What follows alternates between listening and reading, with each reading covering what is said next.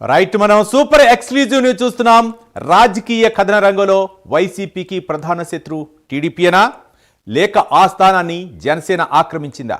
పైకి టీడీపీతో యుద్ధం చేస్తున్నట్లు కనిపిస్తున్నా తెర వెనుక ముఖ్యంగా సోషల్ మీడియాలో జనసేనతోనే వైసీపీ అసలు యుద్ధం చేస్తుందా? మరి వైసీపీ విమర్శలన్నీ పవన్ కళ్యాణ్ చుట్టూనే ఎందుకు తిరుగుతున్నాయని రాజకీయ వర్గాల్లో ప్రశ్నలు తలెత్తుతున్నాయి. ఇక ఈ సైలెంట్ వార్ వెనుక ఉన్న అసలు వ్యూహం ఏంటి? దీనిపై మరిన్ని వివరాలు మా కరెస్పాండెంట్ శ్రీహరి మరిన్ని వివరాలు అందించడానికి సిద్ధంగా ఉన్నారు. శ్రీహరి, చెప్పండి, ఏంటి వైసీపీ వ్యూహం ఏంటి? ఒక పక్క టీడీపీ ప్రధాన శత్రువు అనుకోవచ్చా, లేకపోతే జనసేన పైనే టార్గెట్ గా విమర్శలాస్త్రాలు స్పందించడానికి ప్రధాన కారణాలు ఏమనుకోవచ్చు? శ్రీహరి.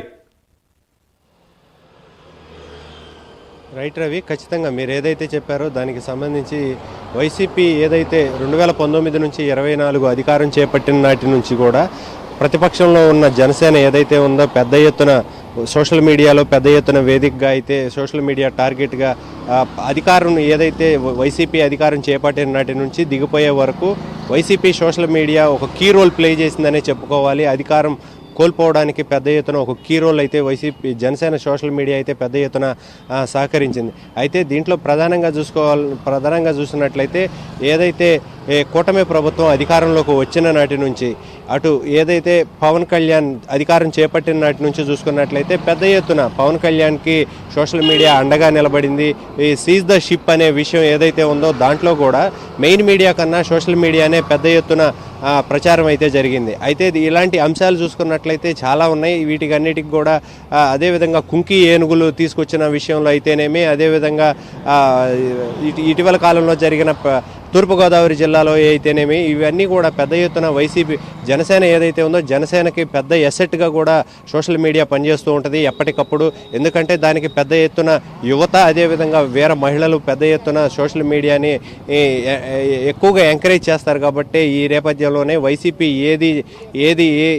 ఏ తప్పు జరిగినా కూడా వైసీపీ నుంచి ఈ పెద్ద ఎత్తున జనసేన నుంచి అయితే విమర్శలు వెల్లువెత్తుతూ ఉంటాయి.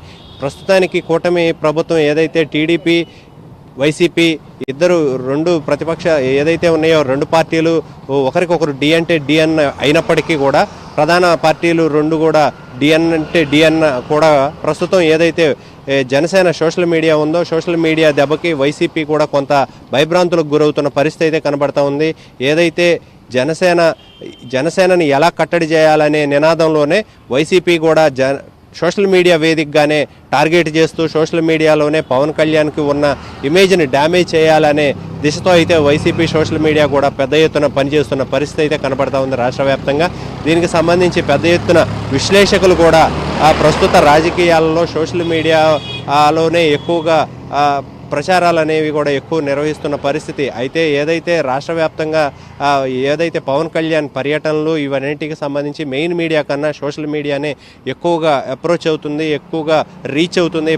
జనసేన మహిళలు అదేవిధంగా జనసేన కార్యకర్తలు ఎవరైతే ఉన్నారో వీరంతా కూడా సోషల్ మీడియాని పెద్ద ఎత్తున విస్తృత ప్రచారం అయితే జరుగుతూ ఉంటుంది. ఈ నేపథ్యంలోనే పవన్ కళ్యాణ్ని టార్గెట్ చేస్తూ వైసీపీ సోషల్ మీడియా ఇదే వేదికని పంచుకుంటూ జనసేనని దెబ్బతీసే విధంగా ప్రయత్నించాలనే కాన్సెప్ట్తోనే ముందుకు వెళుతున్న పరిస్థితి అయితే కనబడతా ఉంది.